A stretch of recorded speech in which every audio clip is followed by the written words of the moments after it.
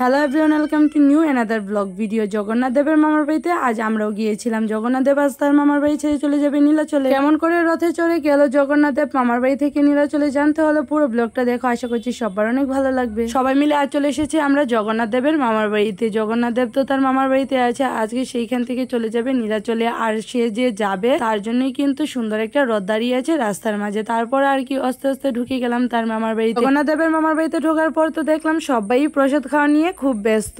আর এই দিক দিয়ে দিদা কিন্তু আমাদের জন্য বাসাতে প্রসাদ নিয়ে গেছে অনেক আগে। তখন আমরা বাসা থেকে বেরিয়ে হইনি। আর দিদা গিয়ে বলতেছিল যে প্রসাদ দেওয়া হয়ে যাচ্ছে, তারপর নাকি জগন্নাথ দেবের রথে চড়ে মামার বাড়ি থেকে নীলাচলে চলে যাবে। যার জন্য খুবই তাড়াহুড়া করে আমরা কিন্তু বাসা থেকে চলে এসেছিলাম। এখন আমরা তাড়াহুড়া করে খুঁজছিলাম কি, সেইটাই তো তোমরা জানতে চাচ্ছ। হ্যাঁ, আমরা প্রসাদ নেওয়ার জন্য যে পাত্রগুলো দেওয়া হয়েছে সেই পাত্রগুলোই খুঁজছিলাম। সময়ের সাথে তাল মিলিয়ে চলতে চলতে অনেক সংস্কৃতি যেরকম পাল্টে যাচ্ছে, তেরকম কিন্তু এরকম ধরনের ধর্মীয় আচার অনুষ্ঠানেও অনেক সংস্কৃতি লুপ্তই হয়ে যাচ্ছে। এখানে আজকে প্রসাদ পাওয়া হচ্ছে সবাই কিন্তু কলার খুলে করে, যা দেখতে খুবই চমৎকার লাগছিল। অনেক আগে এরকম ছোটবেলা প্রসাদ খেতাম, এখন আর সচরাচর দেখা যায় না। এখন তো কাগজ কিংবা ওয়ান টাইম প্লেটে প্রসাদ দেওয়া হয়। আর প্রসাদ কিন্তু আমরা পেয়ে গেছি, অনেক গরম প্রসাদ ছিল। আর সেইটা রেখে আমরা এখন সবাই মিলে বসে আছি কখন রথে দড়ি ধরে টান দিয়ে আমরা জগন্নাথ দেবকে মামার বাড়ি থেকে নীলাচলে নিয়ে যাব বলে। আমরা যখন বাসা থেকে আসি তখন 5টার কাছাকাছি বাজে। আর 5:30টায় বলেছিল রথযাত্রা টান দেওয়া হবে, তার জন্য একটু তাড়াহুড়া করে চলে আসি। আসার পর তো অনেকটা সময় ধরে আমরা বসে আছি। মায়েদিকে আবার জেঠিদের সাথে কথাবার্তা বলতেছিল। নাট মন্দিরের সামনে আমরা সবাই মিলে বসে আছি।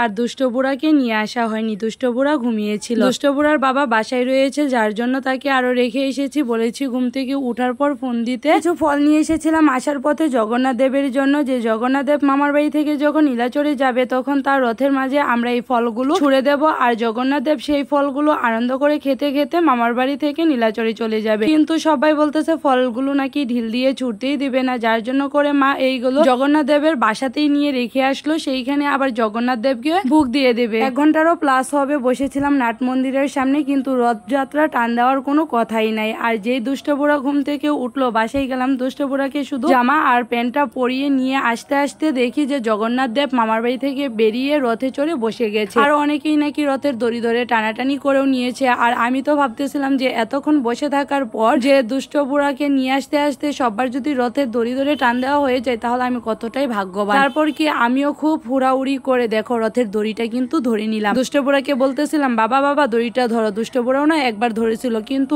এক হাতে ফোন, দুষ্ট বুড়া কোলে, আরেক হাত দিয়ে ভিডিও করা অসম্ভব হয়ে যাচ্ছিল, যার জন্য ক্লিপগুলো সুন্দরভাবে নিতে পারিনি। মোটামুটি কোনো রকম ক্লিপ নিয়েছিলাম। আর এত পরিমাণে ঠেলা ধাক্কা ছিল সেইখানে, আমার পায়ে তো 2টা পাড়া দিছে এইরকম জুড়ে জুড়ে। পাড়া খাওয়ার পর ভাবলাম যে না, রথের দড়ি ধরে আর টানাটানির কোনো প্রয়োজনই নেই। দড়ি ধরেছি সেইটাই হলো জগন্নাথ দেবকে 10 জনে টেনে নিলেও যে কথা, আমি সঙ্গে থাকলেও একই কথা। জগন্নাথ দেবের মামার বাড়ি হচ্ছে নাট মন্দির, আর তার নিজের বাড়িটা হচ্ছে গোপাল মন্দিরের আঙিনার এক কোণেতে। আর যার জন্য কিন্তু দূরত্বটা বেশি না, তার জন্য কিন্তু মন্দিরের যে চারপাশের আঙিনাগুলো আছে সেই আঙিনাগুলো দিয়েই একটু ঘুরিয়ে ঘাড়িয়ে তারপর রথকে নিয়ে তার বাসায় তোলা হবে।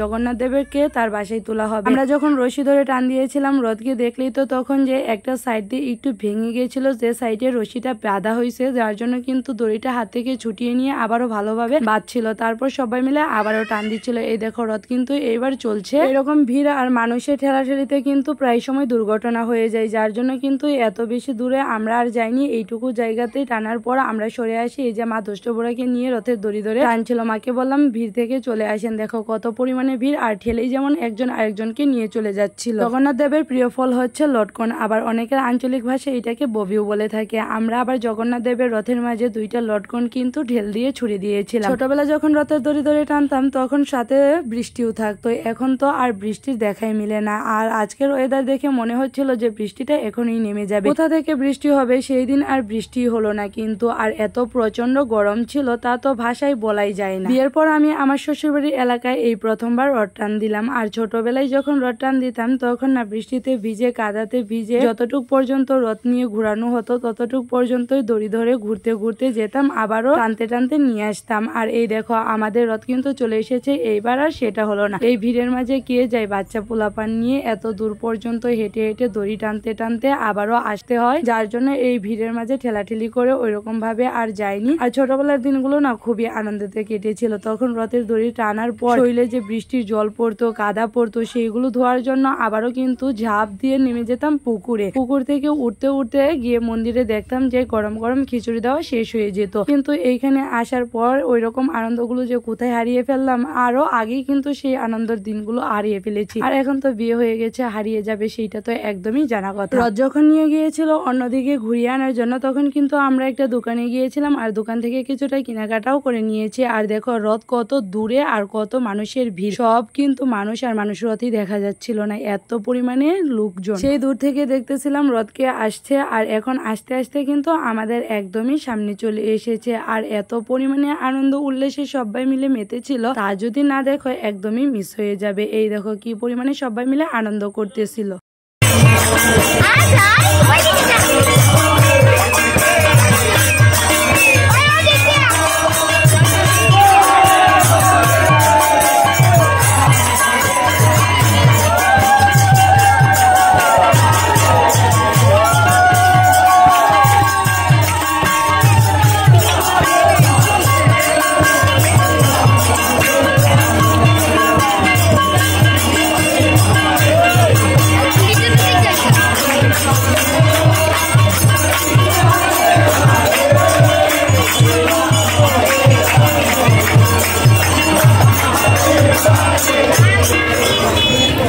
হরিনামের সুরে দুবাহু তুলে সবাই তো আনন্দে একদমই মাতোয়ারা। আর জগন্নাথ দেবও কিন্তু ঘোরাঘুরি শেষ করে চলে এসেছে নিজের বাসার সামনে। জগন্নাথ দেব তার গাড়ি থেকে নামার আগে কিন্তু আমরা চলে এসেছি মন্দিরের আঙিনার ভিতরে। আর আঙিনার ভিতরটা ধুতো করা দেওয়া হয়েছে, এইগুলো জায়গাতে প্রসাদ দেওয়া হয়েছিল, সব জায়গায় প্রসাদ হয়ে গেছে, যার জন্য জল দিয়ে পরিষ্কার করে দিয়েছে। আর জগন্নাথ দেবের সকল ভক্তরা ওদের আগ্রহ সহকারে রথ থেকে জগন্নাথ দেবের নামার অপেক্ষায় ছিল। রথ থেকে নামিয়ে নিয়েছে জগন্নাথ দেবকে। এইবার কিন্তু সকল ভক্তরা আরতি করতে করতে তাকে নিয়ে যাচ্ছে তার যে কুঠি আছে সেইখানে।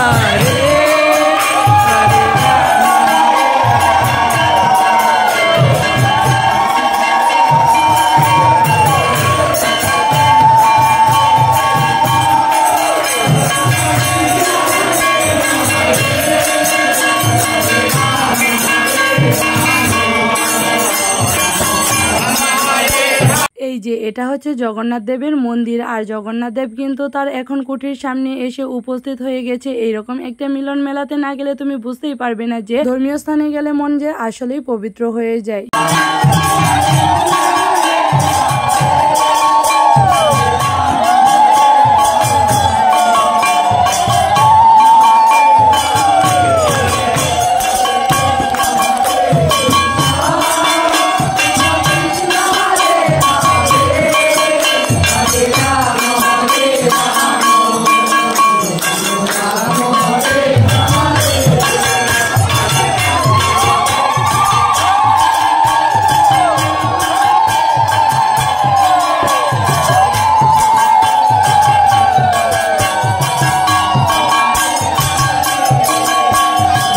এখন তো অনেক ভক্ত তাও কমে গেছে, যখন প্রসাদের টাইম ছিল আর তখন যদি রথটা টান দেওয়া হতো তখন কিন্তু আরো প্রচুর পরিমাণে ভিড় হতো আর প্রচুর ভক্তবৃন্দ থেকে যেত। বাড়িতে নতুন বউ আসলে যেরকম করে বউকে বরণ করে তারপর ঘরে তুলতে হয়, সেই রকম ভাবেই কিন্তু আর জগন্নাথ দেবকেও বরণ করে নিয়ে তারপর তার সিংহাসনে রাখা হবে। খুব ভিড় ছিল, যার জন্য কিন্তু আমি সামনের দিকটাতে গিয়ে ভিডিওটা ক্লিয়ার ভাবে দেখাতে পারিনি, কিছুটা বোঝা যাচ্ছে হয়তো বা। দেখো কিরকম ভাবে আরতি করছে।